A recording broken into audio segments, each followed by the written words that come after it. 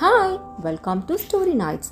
இன்னைக்கு நம்ம பார்க்க போகிறது விக்ரமாதித்தன் கதைகள் எபிசோட் நம்பர் 2. முதலாம் பதுமை வினோத ரஞ்சிதம் சொன்ன கதை. நந்தியாபுரம் என்ற நகரத்தில் சந்திரவர்ணன் என்ற ஓர் அந்தணன் பல கலைகளை கற்றிருந்தான். மேலும் பல வித்தைகளை கற்றுக்கொள்வதற்காக தகுந்த குருவை தேடி அலைந்து திரிந்தவன் ஒரு நாள் சோர்வடைந்த நிலையில் குளக்கரையில் இருந்த அரச மரத்தடியில் படுத்து விட்டான். அதனை கண்ட பிரம்ம ராட்சசன் ஒருவன் சந்திரவர்ணனை தட்டி எழுப்பி அங்கு வந்து படுத்ததற்கான காரணத்தை கேட்டது. தன் விருப்பத்தினை சந்திரவர்ணன் தெரிவித்தான். அதற்கு தான் பல வித்தைகளை கற்றுத்தருவதாகவும் 6 மாதம் வரை உண்ணாமலும் உறங்காமலும் இருக்க வேண்டும், அதற்கு சம்மதமா என்று ராட்சதன் கேட்டான். சந்திரவர்ணன் சம்மதம் தெரிவித்தான். பிரம்ம ராட்சதனும் தான் கற்ற வித்தைகள் ஒவ்வொன்றையும் அரச இலைகளில் எழுதி போட்டுக்கொண்டே இருந்தான்.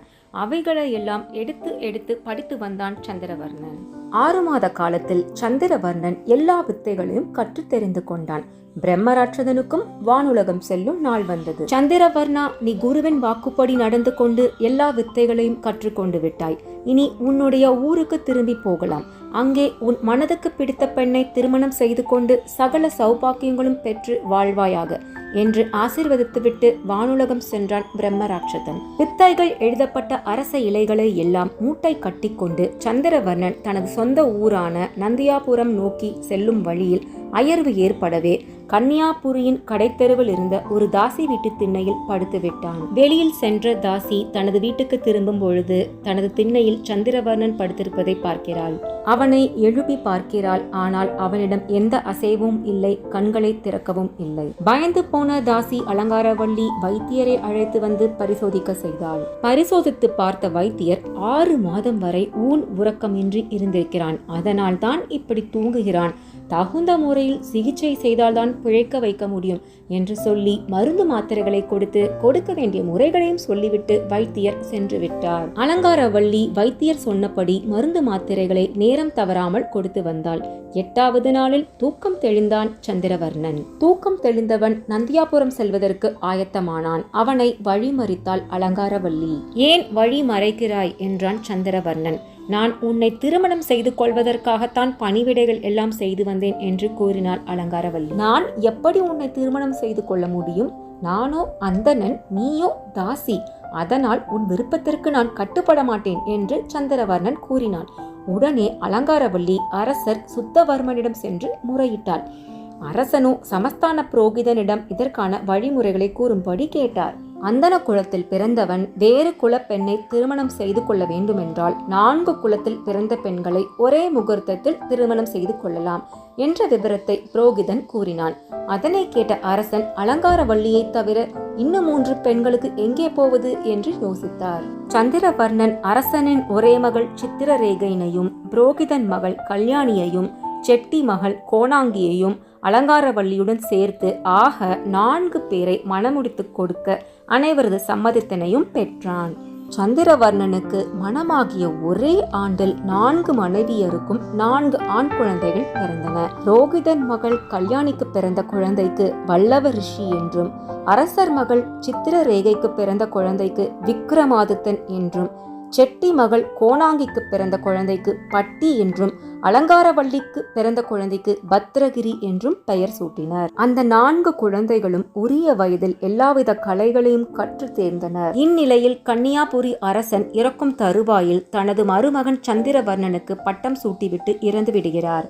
அரசனான சந்திரவர்ணன் கன்னியாபுரி நகரை நன்றாக ஆட்சி புரிந்து வந்தான். நாளடைவில் அவனுடைய புத்திரர்கள் வாலிப பருவம் அடைந்த வேளையில் சந்திரவர்ணன் உடல்நிலை மிகவும் பாதிக்கப்பட்டது. முதலில் தாசி அலங்காரவள்ளியின் மகனான பத்திரகிரியாரை அழைத்து, நீ விரும்பும் பெண்களையெல்லாம் மணமுடித்துக்கொள், ஆனால் உனக்கு புத்திரபாக்கியம் இருக்கக்கூடாது. அதற்காக மந்திரம் ஒன்றை உனக்கு சொல்லித் தருகிறேன்.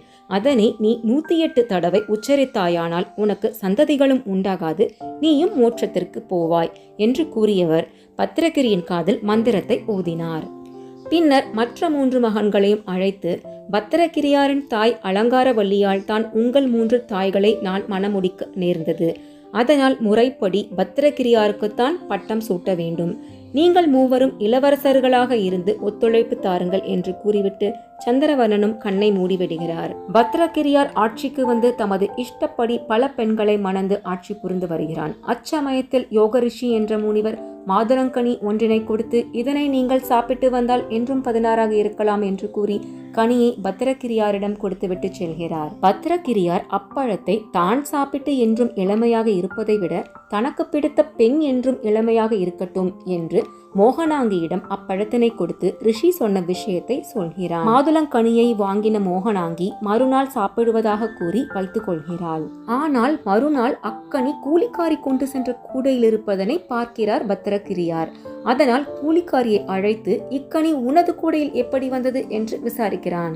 நான் ஒரு தாசி வீட்டு பணிப்பெண், அரசருடைய குதிரைக்காரன் என்மேல் பிரியம் கொண்டு இப்பழத்தை கொடுத்தான் என்று கூறிவிடுகிறாள். குதிரைக்காரனை அழைத்து பழம் வந்த விதத்தினை கேட்கிறார் பத்ரகிரியார். பெரிய மகாராணி என்மேல் ஆசை கொண்டு இதை சாப்பிடச் சொல்லி என்னிடம் கொடுத்தார். அதை நான் ஆசை கொண்ட தாசி வீட்டு பெண்ணிடம் கொடுத்தேன் என்றான். ராணியை விசாரித்து பார்த்த பொழுது உண்மை என்னவென்று தெரிய வந்தது. தான் மகாராணி மேல் ஆசைப்பட்டு கொடுத்த மாதுளங்கனியை அவள் ஒரு குதிரைக்காரன் மேல் ஆசைப்பட்டு அதை அங்கு கொடுத்திருக்கிறாள்.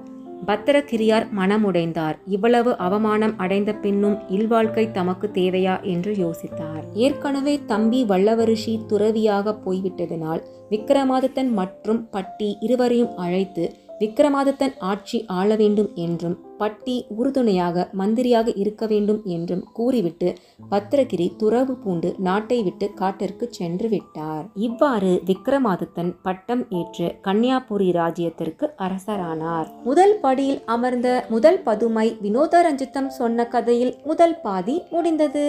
உங்களை மற்றும் ஒரு பாதி எபிசோட் நம்பர் 3 இந்திரன் அழுத்த வரம் மற்றும் காளியின் அருள் என்ற கதையில் சந்திக்கிறேன். Until then, it's Ramya signing off. Good night and sweet dreams.